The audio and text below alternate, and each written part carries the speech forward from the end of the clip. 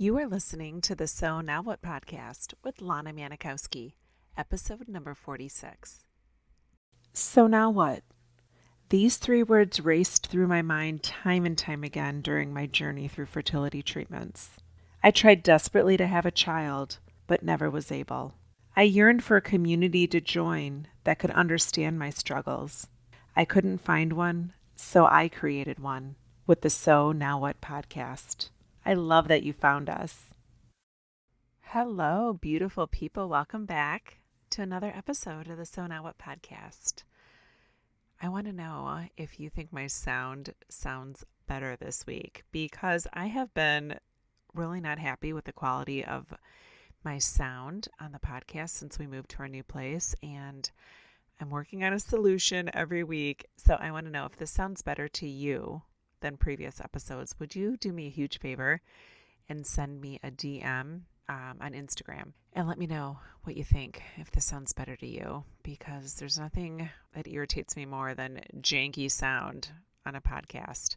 Thank you for all the reviews and the ratings. I am super stoked because our numbers are just ticking up as far as unique downloads go. And as you know, I have a goal of 10,000 downloads by September 5th. So if you could please give me a rating and review, screenshot it, and again, send it to me via DM on Stitch Coaching. I will send you a virtual Starbucks gift card as a thank you for helping me reach more women with infertility that wanted to be moms and never could and are feeling all alone. So the more ratings and reviews will allow the So Now What podcast to show up into the algorithm, and the algorithm gods will then put my podcast in front of these people that are just searching to find community and searching to find hope, even though they couldn't become moms.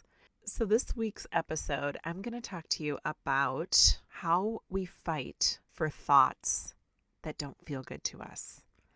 And I'm bringing this episode to you as a result of me doing that exact same thing last week.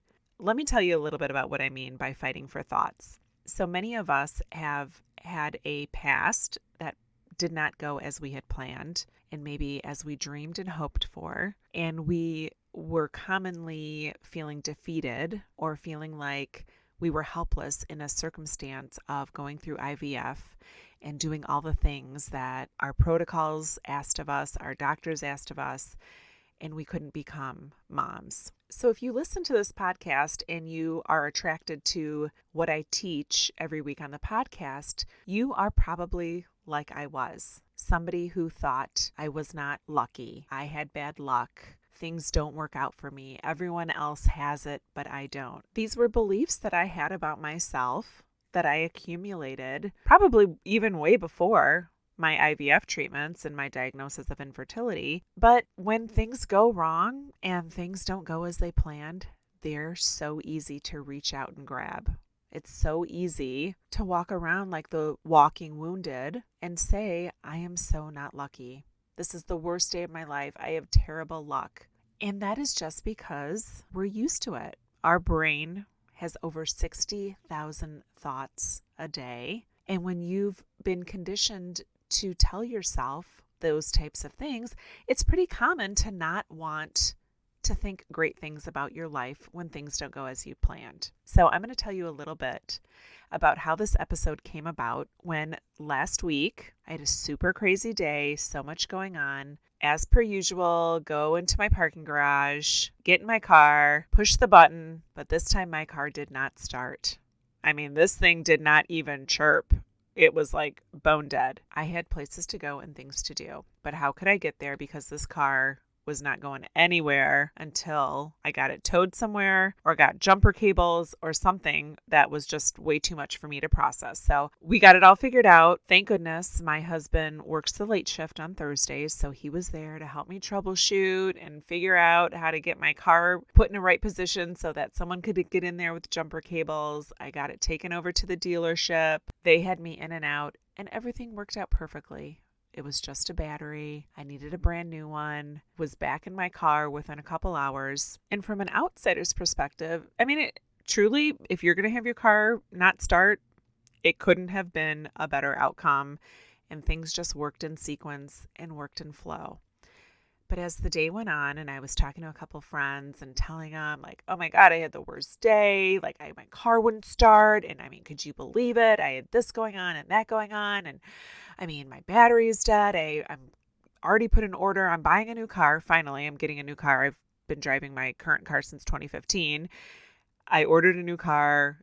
It's coming in October, and all I kept thinking was I'm going to have to put all this money into my old car right before I get rid of it. So all these crazy mismanaged thoughts were going through my mind. And I finally stopped and I noticed and I said, why am I fighting for these shitty thoughts? My day, yeah, who wants their car not to start? But I was so committed to making it be such a greater deal than what it was.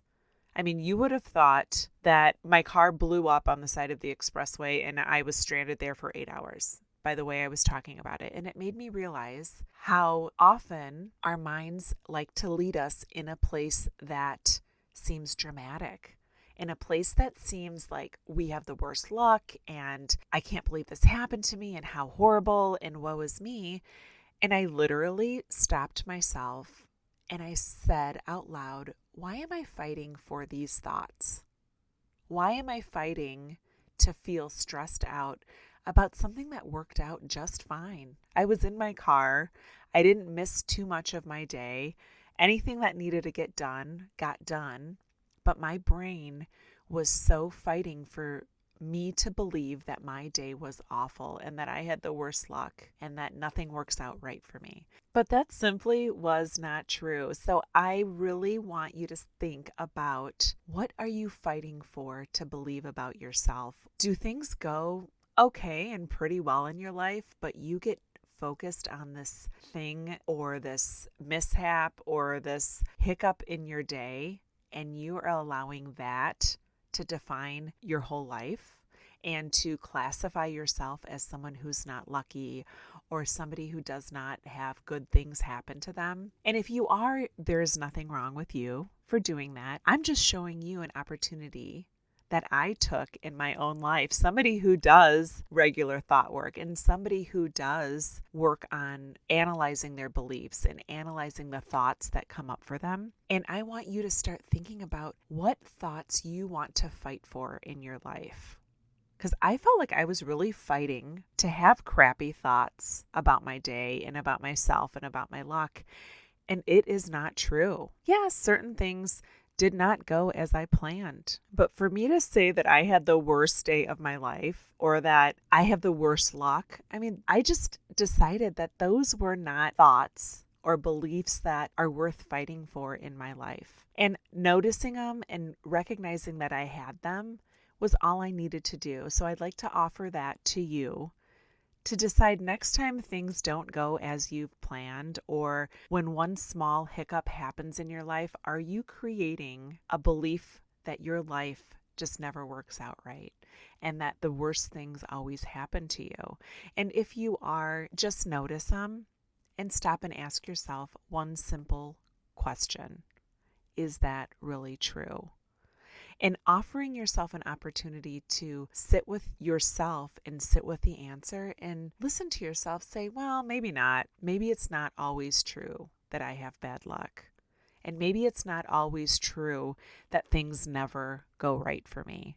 Because as long as we're letting our minds just roam free and we're fighting for thoughts and beliefs about ourselves and our luck and the outcomes that we're seeing, if we're fighting for ones that make us feel defeated and make us feel less than, we're never going to know what it's like to feel like we can conquer things. And when I had that happen and my car wouldn't start, I'm sure it's not going to be the last time, but I figured it out. I could believe that I'm somebody who's resourceful. I can believe that I'm somebody who figures things out. And that feels so much better than telling myself that I'm somebody that just always has bad luck. Because you don't always have bad luck. You're just a human, and we're just living this human life and doing the best we can. And doing the best we can will never feel like it's the best if we don't ever tell ourselves that we are doing the best that we can. If we're fighting to believe things about our lives that don't feel good, we'll never feel like we can figure it out. We have this brain that you've heard me talk about, the primal brain. Our brain just goes in its natural way of thinking things that are repetitive. I mean, think about learning to hold a spoon. Think about learning to ride a bike. Your brain it learns a pattern and it continues to do things over and over. And it's no different with our thoughts. So if we've been accustomed to believing certain things about ourselves or thinking certain things about outcomes in our lives, and we don't manage our brain and steer it in a different direction, it doesn't know how to do it on its own. So if you can decide that you want to fight for the thoughts and the beliefs about you that make you feel like you are a freaking rock star, and that no matter what, if your car dies and it doesn't start on a random Thursday morning, you can still figure things out, you will feel so much better and you will be able to accomplish so many more things in your life that may offer you hurdles, because you can just believe you are somebody who figures it out, and you can fight for that thought every single day. And you'll learn that it doesn't have to be an arm wrestle hard thought anymore, that the more you think it and the more it becomes prominent to you, the easier it is to grab that thought than believing that you're somebody who always has bad luck. So if you're working on doing some paper thinking this week, I haven't told you lately about my guide to loving your life again. This is a guide that I created. It's a free resource to you. You can go on stitchcoaching.com and download it. You can go to Instagram and go in my bio. You can download it there. And if you're somebody who's new to thought work and just need a little help on where to start with paper thinking, you hear me talk a lot about paper thinking, maybe starting to get familiar with what that's really like. And it offers you some questions that you can ask of yourself. It offers some daily affirmations, new thoughts to think. So it's a guide that I created a while ago that has been downloaded, hundreds of times so far. So if you're interested in downloading the guide, it is free to you. I want you to use it and start to discover how much opportunity there is when you start to think on paper and open your mind to just deciding what are some of the things that come up for me innately and how do they feel? Do I like those thoughts? Are they ones that are going to take me into the next version of myself and create the future for myself that makes me feel proud of who I am and love who I am, even though I couldn't become a mom? Have an awesome week, and remember, it is never too late to discover your meaning. I'll talk to you next week.